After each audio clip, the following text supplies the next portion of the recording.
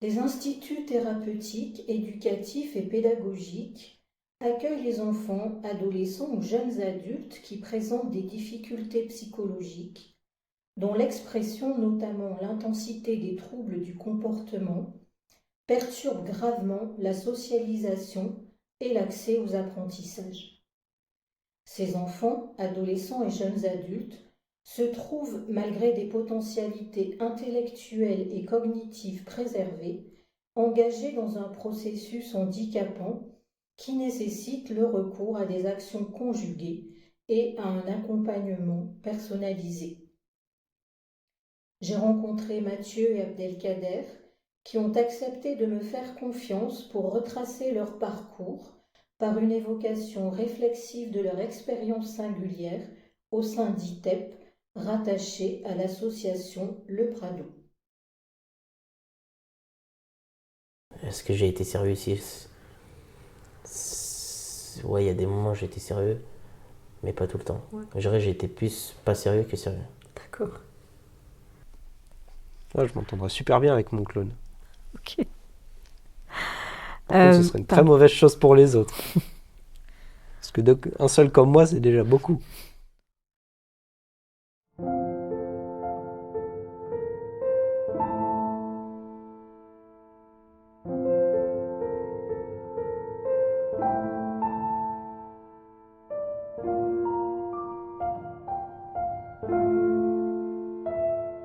Ça tourne.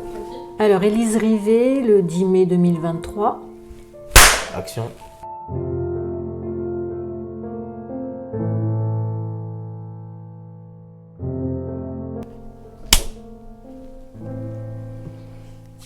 Alors, bonjour Mathieu. Je me suis pété la main. Bonjour.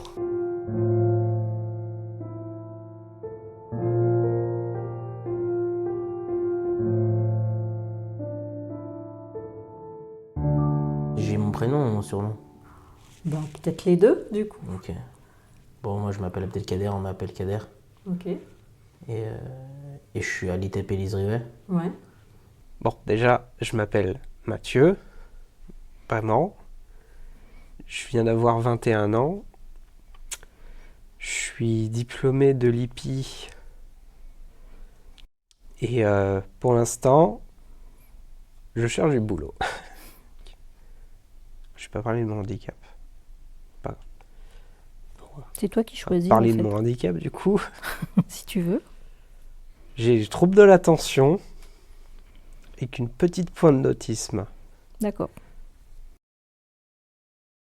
Je me rappelle en classe de. C'était en classe de français.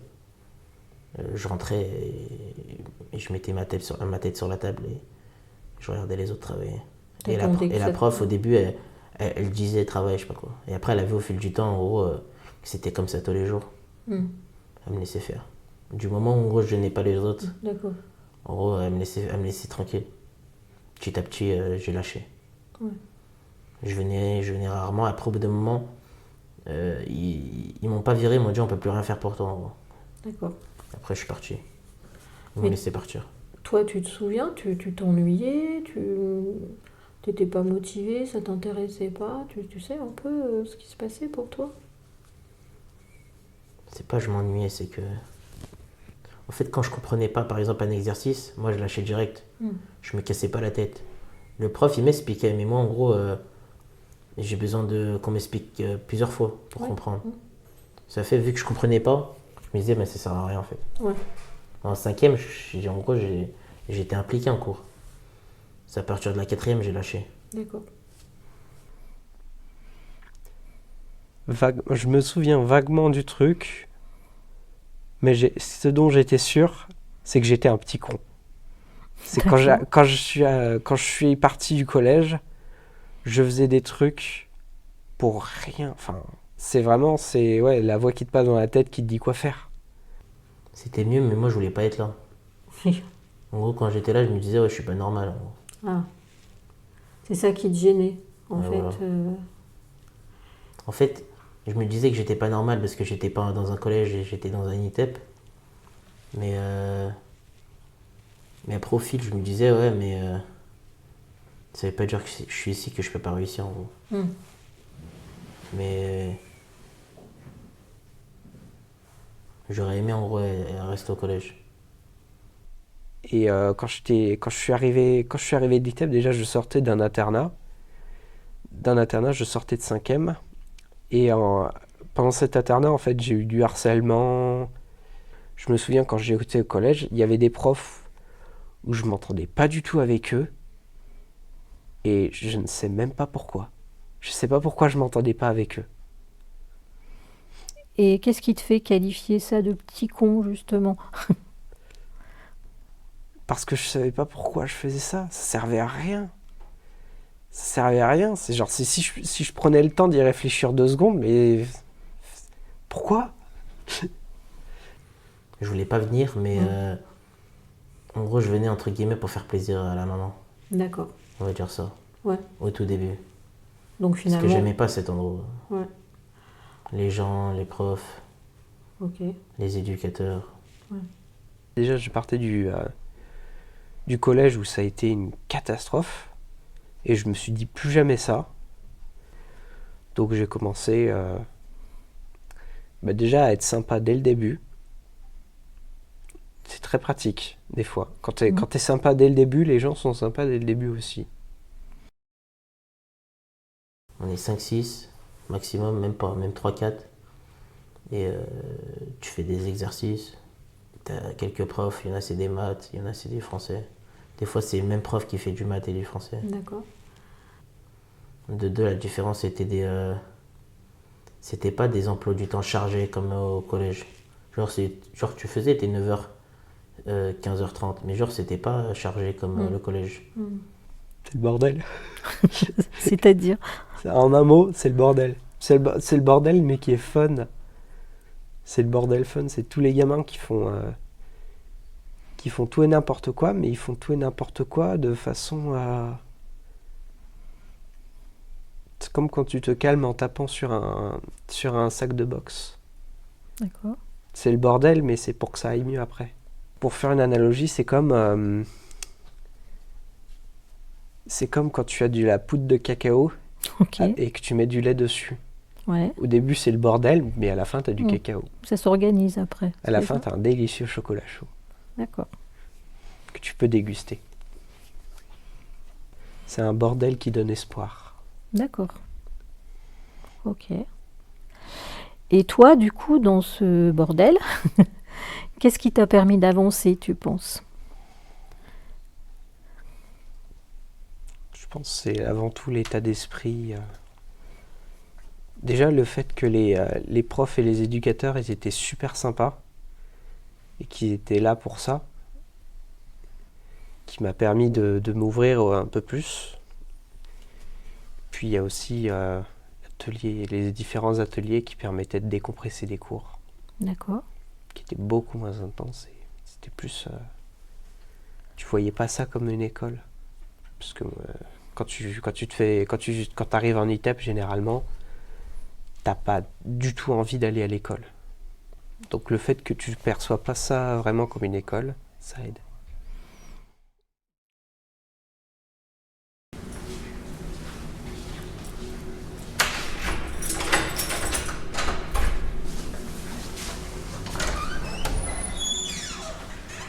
Alors ici, cette classe, la classe elle est basique comme d'hab, mais c'est le prof, il était cool lui. Ouais. C'est l'un des meilleurs profs que j'ai eu aussi avec Ahmed. Sauf que lui malheureusement je l'avais qu'une fois par semaine.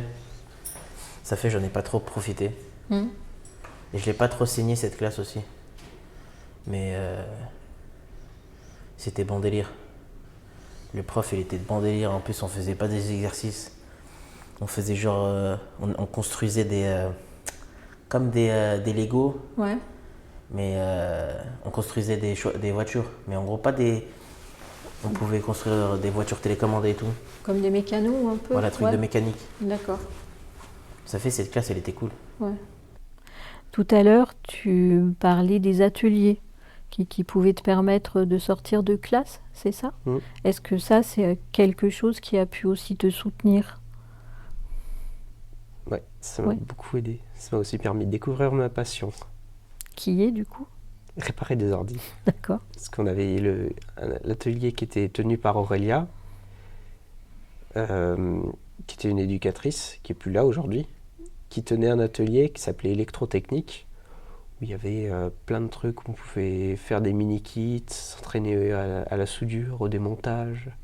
Il y avait des petites pièces d'ordinateur, quelques ordis. Il y avait une imprimante 3D aussi, c'était sympa. Ok. Donc on a fait plein de trucs. Alors ici, c'est l'atelier de poterie. Ok. Ici, on va plus se focus sur les blagues plus terre à terre, un humour vaseux, Ok. un humour de vase, Ouais. D'accord. avec un statut particulier. Ok. Et pourquoi tu nous amènes ici en fait? Qu'est-ce qui te... C'est le premier atelier que j'ai fait en arrivant à l'ITEP. D'accord. Donc c'est l'atelier où basiquement on fait des bols, beaucoup de bols, quelques tasses des fois, et parfois on fait des trucs plus spécifiques, des petites statuettes. Avec un peu de pratique, on peut faire tout et n'importe quoi avec la poterie. Suffit d'être un peu minutieux, pas tout jeter par terre ici. Ici, il faut être plus calme. Ouais. Être calme, être concentré sur son truc. Focus. Et est-ce que le matériau lui-même, pour toi, c'est quelque chose d'agréable? Ça se modèle. C'est sympa, tu fous un coup de poing dessus, ça garde le point. D'accord. Ça laisse trace. C'est ça. C'est une première forme d'œuvre d'art. Tu te souviens ce que c'était? Un bol. Un bol. Un bol. J'ai fait un bol. C'est ma mère qui l'a aujourd'hui. Moment difficile. Ouais, est-ce que tu te souviens de ça? Il y en a eu beaucoup, mais je vais dire aussi le Covid. Ah oui? Est-ce que tu peux m'expliquer? Par exemple, le Covid, c'était quoi? C'était... il y avait cours, et après, d'un coup, il n'y avait plus cours. En mars, on était chez nous, et la directrice d'ici, elle nous posait comment ça s'appelle, du travail par la boîte aux lettres. Oui, d'accord. Ça fait, quand elle posait des documents, elle voyait qu'en gros, je l'ouvrais jamais, la boîte aux lettres. Vous savez, elle voyait 5-6 piles. Ça s'accumulait. Ouais. Et après, je crois que c'était au mois de mai, tout a repris normalement. Ouais. Sauf que je suis plus retourné depuis septembre. De mars à septembre, je n'ai pas mis les pieds ici. Ouais. C'est ça qui t'a marqué en fait. Ouais, parce que j'aurais pu avancer sur quelques... En gros, sur mon avenir, par exemple. Bah oui. C'est le début. Oui, comment tu pourrais expliquer ça? Le début. Déjà, il y a le début de l'adolescence. Donc c'est le bordel un peu partout. Mais c'est pas le même bordel. C'est le bordel qui va te dire... c'est comme une pente d'air glacée. Tu vas tomber et tu vas en plus descendre. Même si tu tombes pas, tu descends quand même. Et est-ce que tu te souviens sur quoi tu t'es appuyé pour traverser ces moments difficiles? Qu'est-ce qui t'a aidé? Des éducateurs. Une personne. Ouais. Enfin, tout le monde, mais genre... une personne parce que c'est ma référente. Mais sinon, tout le monde, en gros, tous les éducateurs. Mais si je devais en citer une, c'est ma référente. D'accord. Et en quoi elle t'a marqué, cette personne? C'est cette personne, quand elle me voyait pas pendant un mois, elle m'appelait, elle me laissait des messages tous les jours. En gros, viens, Abdelkader, t'es où? Et quand je venais, elle essayait de me faire avancer dans mon parcours. Ouais. En gros, elle lâchait pas prise. Aurélia. Voilà. Donc tu peux nous expliquer un petit peu... Aurélia, c'était celle qui gérait l'électrotechnique. Elle avait beaucoup d'humour et elle avait une façon toute particulière de gérer les jeunes qui étaient hyperactifs. C'était des boules d'énergie, c'est comme des chihuahuas qui vont beaucoup hurler pour pas faire pour pas grand chose. Et donc du coup, Aurélia elle changeait ça en petits jeux. Ici, c'est les entre guillemets les éduques. Ouais. Ils lâchent pas en gros. Quand ils voient que tu viens pas, ils t'appellent, ils t'harcèlent. D'accord. Pourquoi t'es pas venu? En gros, il sait pas, en gros, il voit que tu viennes pas, il t'appelle pas. En gros, il te lâche pas ici. Après, je me suis, entre guillemets, j'ai commencé à bien les aimer, les éducateurs, D'accord. voilà, à m'attacher à eux. Ouais. Bah, les éducateurs, ils étaient là pour t'aider, et puis ils s'amusaient eux aussi. Ils s'amusaient eux aussi, et ils avaient beaucoup d'humour aussi. C'est ce qui m'a beaucoup... Ça m'a aidé, ça aussi. Beaucoup d'humour. Peut-être dans 5 ans, par exemple, quand je vais passer là, je vais dire, ah, je me rappelle de ces éducs, c'était des bons, ils m'ont pas lâché, par D'accord. exemple. Genre des trucs comme ça. Hmm. Ou genre, par exemple, si j'ai réussi un truc, je me dis, ouais, ils m'ont pas lâché, par exemple. Ouais. Je sais pas comment dire, comment expliquer. Ouais. Mais c'est ce que j'entends depuis le début, c'est que le fait qu'ils ont tenu cet accompagnement, qu'ils t'aient pas lâché, En qui fait, t'aient s'ils auraient pas tenu l'accompagnement, et ben en gros, je serais pas revenu. Ouais. Parce qu'en fait, tellement il m'appelait, il m'harcelait. Hmm. En gros, moi, je venais là pour acte de présence, entre guillemets. Hmm. Donc, ça va être dur. Ils auraient arrêté de m'appeler, Hmm. bah, je serais pas là, en gros.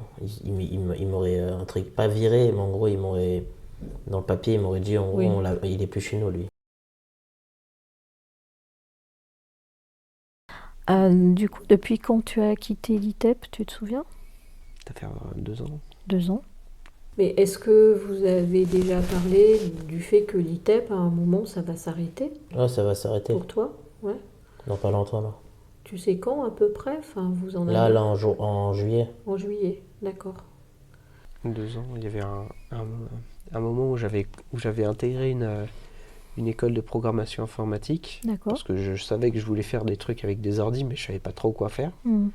Donc il y avait l'Eden School, qui était une école de programmation web, où voilà, on m'a proposé, j'ai fait, je suis entré. Et à la 2e année, je me suis fait virer. Ok. Je me suis fait virer parce que c'était pas mon truc. Je devais commencer un truc en plomberie en septembre. Ouais, Sauf ça s'est pas fait. d'accord. Et je devrais m'en orienter encore dessus. Là, en septembre 2023, mais on verra d'ici là, en fait. Et d'après toi, qu'est-ce qui, à l'ITEP, t'a aidé dans cette sortie, dans ce soutien finalement à Ça m'a prendre servi de ton soupape. envol? Ouais. Une soupape, et je relâchais la pression. Je pouvais me laisser aller le temps de trouver le temps de passer l'adolescence surtout, et de trouver des moyens de me gérer, d'apprendre à me gérer, et puis Pour ton départ, en fait. c'est ça, Pour, d'apprendre à parler aux autres, Mhm. parce que c'est un truc que je savais pas faire, moi, c'est que je restais dans mon coin et je regardais les autres faire. Je fais toujours ça, mais aujourd'hui je suis plus en contact. En fait, j'aurais aimé faire un truc là, Ouais, mais c'est qu'en fait, je sais très bien, je vais faire ça pendant 1 année, 2 années, et après je vais lâcher prise parce que c'est pas un truc que je vais faire toute ma vie. Par exemple, un métier là, si demain j'ai envie de faire ça, Mhm. je peux le faire en gros. Mais par exemple, c'est pas que ça va me saouler, c'est qu'en gros, je vais me dire, ouais, je vais faire ça pendant 40 ans. Non, merci. ça te paraît trop. Non, merci. Qu'est- C'est qu'est- bien de travailler, c'est ça, Ouais, un ouais. homme qui travaille. Ouais. Mais en gros, comment dire, c'est en gros, j'ai pas envie de faire ça toute ma vie en gros. Donc, en vrai de vrai, je sais pas. Et est-ce que quelque chose t'aurait manqué? Tu vois qu'ici, on t'a pas proposé ou te dit, bah tiens, pour les suivants, par exemple, ça pourrait être intéressant. S'il y a un truc qui m'aurait bien manqué, ce serait une connaissance de mon handicap. Parce que quand je suis arrivé, quand j'étais en ITEP, je savais que j'en avais un, mais je savais pas précisément qu'est-ce que c'était ce handicap. Donc maintenant je sais que c'est un trouble du développement du cerveau qui affecte les récepteurs de dopamine Mhm. et qui fout le bordel. Je suis pas mal fait, je suis juste fait différemment. Mhm. C'est juste un morceau qui est mal fait. Et tu penses qu'avoir cette connaissance, ça peut aussi préparer à la sortie, par exemple? Bah, le fait de connaître, de savoir comment tu fonctionnes, ça permet de savoir comment réparer Mhm. aussi.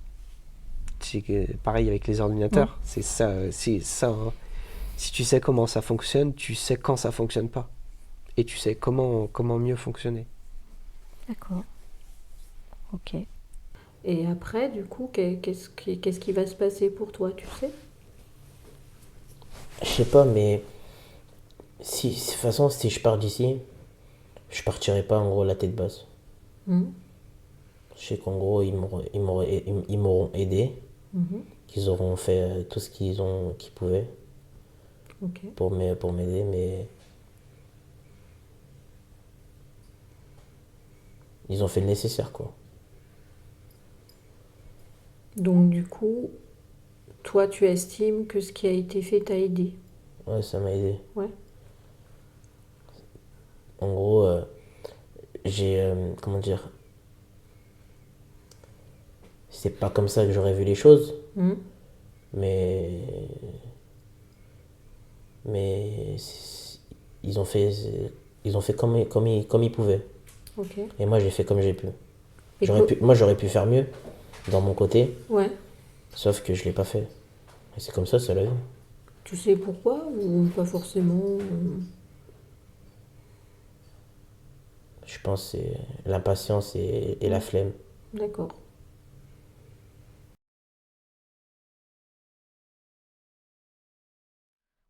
Qu'est-ce que j'aimerais leur dire?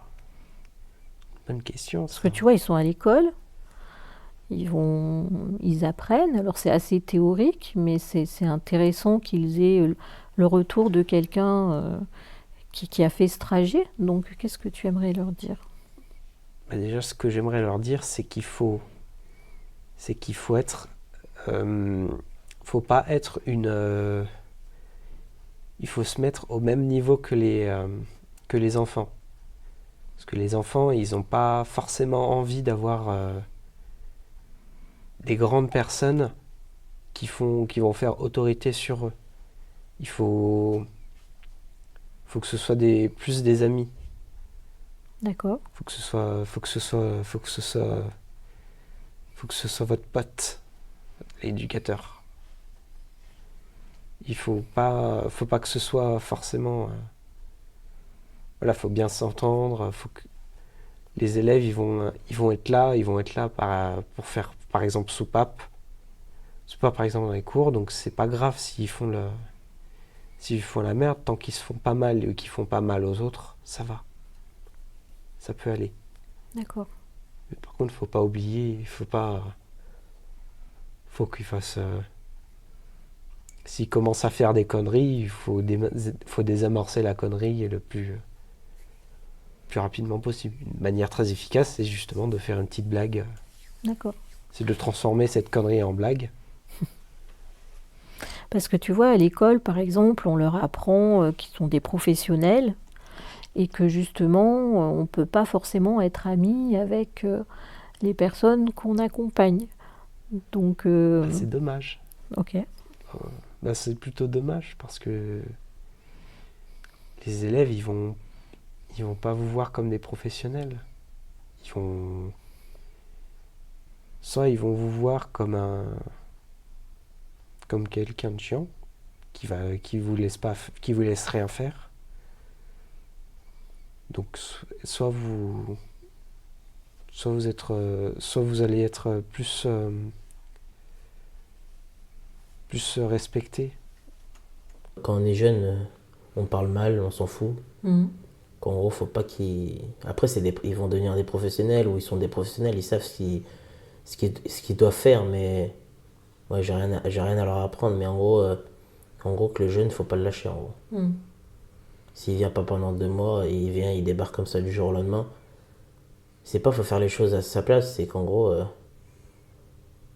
faut lui laisser un truc de côté, en gros. D'accord. Dans le sens où, en gros, Si par exemple il n'a pas avancé en 2 mois Mm. et qu'il fallait qu'il fasse ça aussi, vous prenez un peu le temps de pas faire à sa place, mais d'avancer un peu son truc. Comme ça il vient, il dit c'est pas en gros, c'est un peu culotté, mais en gros c'est pas en gros il dit on a fait les choses pour moi, c'est cool. Mm. C'est qu'en gros au moins il baisse pas les bras. Mm. Parce que s'il vient, il voit en gros ça n'a pas avancé, même parce que c'est de sa faute, parce qu'il est pas mieux comme moi, Mm. et ben en gros il va encore partir. Être trop distant, ça ruine un peu le travail. D'accord. Faut qu'il y ait un respect entre les deux, mais il faut pas que ce soit de l'autorité. Enfin, D'accord. Donc oui, tu parles de respect, puis tu as parlé de sécurité aussi. c'est ça, faut qu'il se sente, faut qu'il sache que personne lui fera le mal ici. Parce que des fois, alors il y a beaucoup de